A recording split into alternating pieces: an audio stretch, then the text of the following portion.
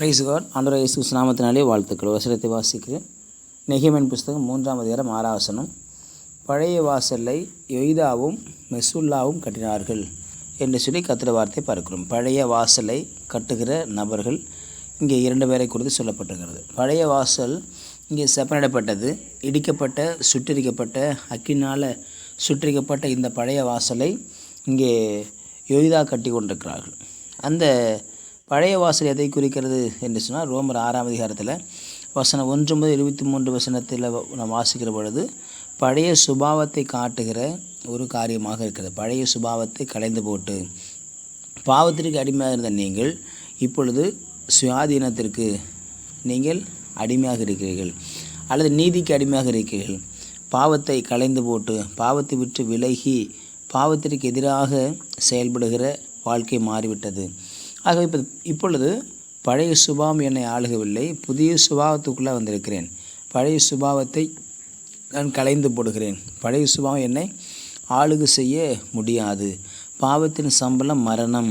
அந்த மரணத்தை தான் இயேசு தெரிந்து கொண்டார். அந்த மரணத்தை இயேசு தெரிந்து கொண்டு அந்த சம்பளமாகிய மரணத்தை அவர் ஏற்றுக்கொண்டார். பாவம் செய்தது ஒரு பக்கம் ஒருவன், அதற்கு பலியாவது இன்னொருவர்.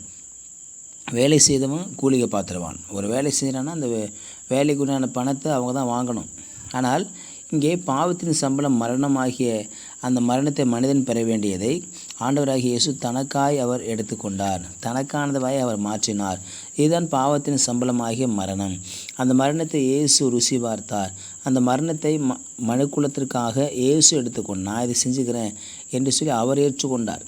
அவர் ஏற்றுக்கொண்டு மனிதனுடைய சுபாவத்திற்கும் பழைய பாவத்திற்கும் தன்னை ஒப்பு கொடுத்தார் என்று சொல்லி பார்க்குறோம். பழையவைகள் எல்லாம் ஒழிந்து போயின, எல்லாம் புதிதாயின. கிறிஸ்துவுக்குள் ஒருவன் வருகிற பொழுது பழைய சுபாவங்கள் ஒழிக்கப்படுகிறது, பழைய காரியங்கள் மறைக்கப்படுகிறது, மன்னிக்கப்படுகிறது, அல்லது பழைய காரியங்கள் அவனை விட்டு விலகி போகிறது. ஆக புதிய காரியத்துக்கு நேராக அவன் கடந்து போகிறான். புதிய காரியத்தில் அவன் செயல்படுகிறான். புதிய வாழ்க்கை அவனுக்குள்ளே உண்டாகிறதாக இருக்கிறது. இந்த பூமியில் வாழ எல்லோருக்குமே 2 வாழ்க்கை உண்டு. ஒன்று பழைய வாழ்க்கை, இன்னொன்று புதிய வாழ்க்கை. இயேசு ஏற்றுக்கொண்ட பிறகு வருகிறது புதிய வாழ்க்கை. இயேசு ஏற்றுக்கொள்வதற்கு முன்பதாக இருப்பது பழைய வாழ்க்கை. இயேசுக்கு முன்பதாக இருந்தது பாவத்திற்கு அடிமை, இயேசுக்கு பின்பதாக வருகிறது நீதிக்கு அடிமை. இயேசுக்கு முன்பதாக இருந்தது பழைய சுபாவம், இயேசுக்கு பின்பதாக இருப்பது புதிய சுபாவம். ஆக பழைய சுபாவத்தையும் புதிய சுபாவத்தையும் சிலுவையானது பிரிக்கிறது. சிலுவைதான் ஒரு மனுஷனுடைய வாழ்க்கையை 2ஆக பிரிக்கிறது. அந்த 2ஆக பிரிக்கிற வாழ்க்கையில் நாம் புதிய வாழ்க்கையை தரித்து கொள்கிறோம். நீதிக்கு அடிமையாக நம்மை ஒப்பு கொடுக்கிறோம். பாவம் என்னை மேற்கொள்ள முடியாது, நான் பாவத்தை மேற்கொண்டு விட்டேன், இனி பாவம் என்னை ஆளுகை செய்ய முடியாது, பாவத்துக்கு எனக்கு சம்பந்தம் கிடையாது என்ற வாழ்க்கையை குறிக்கிறது. ஆகவே தான் நீதிக்கு பிழைக்கிறது. பாவத்துக்கு மரிப்பதும் நீதிக்கு பிழைப்பதும். மனிதன் மரிக்க வேண்டிய இடத்துல இயேசு மரித்தார். இயேசு மரித்து உலகத்தின் பாவங்களுக்காக, உலக மக்களின் பாவங்களுக்காக தன்னை அவர் கிருபாதார பலியாக அவர் ஏற்றுக்கொண்டார் என்று சொல்லி நாம் பார்க்கும். ஆகவே நம்ம ஒவ்வொருவரும் பழைய மனிதர்களை கலைந்து போடுகிறோம். சில நேரத்தில் நாம் புதிய மனிதர்களாக மாறினாலும் கூட நம்மளே சில அழுக்குகள் அப்பப்போ படிக்கிறதாக இருக்கிறது. ஒரு நாளைக்கு நம்ம ஷர்ட்லாம் போட்டு வெளில போகிறோம், போயிட்டு நாள் முழுவதும் பல காலை மீண்டும் ஈவினிங் வீட்டுக்கு வரும் பொழுது அந்த ஷர்ட் அழுக்காயிருது. நம்மளே இப்போ அழுக்கு வந்து ஒட்டிக்கன்னு சொல்கிறதில்ல. ஆனால் போகிற பொழுது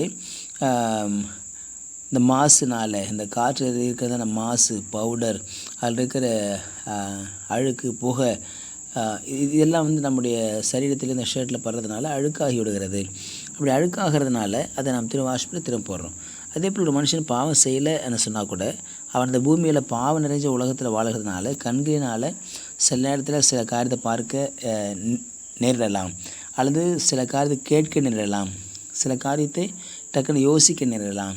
ஆகவே நம்மை அறியாமலே ஒரு ஷர்ட் எப்படி அழுக்காகிறதோ, நம்மை அறியாமலே நம்முடைய சிந்தை ஒரு அசுத்தத்துக்குள்ளாக கூட காணப்படலாம். நம்முடைய எண்ணங்கள் அசுத்தமாக மாறுவதற்கு வாய்ப்புகள் இருக்கத்தான் செய்கிறது. காரணம், நான் வாழ்கிற இந்த பூமியானது அழுக்கான பூமி, பாவம் நிறைந்த பூமி. ஆகவே நாம் புதிய வாழ்க்கையில் வாழ்ந்து கொண்டிருந்தாலும், புதிய மனுஷனை நாம் தரித்திருந்தாலும், நாம் அறியாமல் வருகிறதான இப்படிப்பட்ட தவறுகளால் வரக்கூடிய, சிந்தனையினால் வரக்கூடிய, எண்ணத்தால் வரக்கூடிய பாவங்கள் நாம் ஆண்டவரிடத்தில் மன்னிப்புக்கிற ஒவ்வொரு நாளும் அறிக்கை செய்து நாம் அவரோடு கூட இணைந்து கொள்ள வேண்டும். மார்ட்டின் லூத்தர் ஒவ்வொரு நாளும் இரவில் 1 மணி நேரம் பாவ அறிக்கையின் ஜெபத்தை செய்வாராம். பாவ அறிக்கையின் ஜெபம் அது மிக அவசியம். அப்போ தான் நம்ம இருதயம் சுத்தமாக்கி வைத்திருக்க முடியும் என்று சொல்லி பார்க்கலாம். ஆகவே நாம் ஒவ்வொரு நாளும் ஆண்டவர் சமூகத்தில் நம்மை அர்ப்பணித்து நம்மை புதிய மனுஷனாக தரித்துக் கொள்வோம். கர்த்தர் நம்மை ஆசீர்வதிப்பார். ஜெபிக்கலாம். பரிசுத்த நாளுக்காக ஸ்தோத்திரம் பண்ணுகிறோம். கேட்ட வார்த்தைக்கு நன்றி ஆண்டவரே. நாங்கள் அனுதினமும் புதிய மனுஷனை தரித்து கொண்டு பழைய மனுஷனை கலந்து போட கிருபை செய்யுங்க. இயேசு நாமத்தில் பிதாவே. ஆமேன். ஆமேன். You will be சக்சீடர்.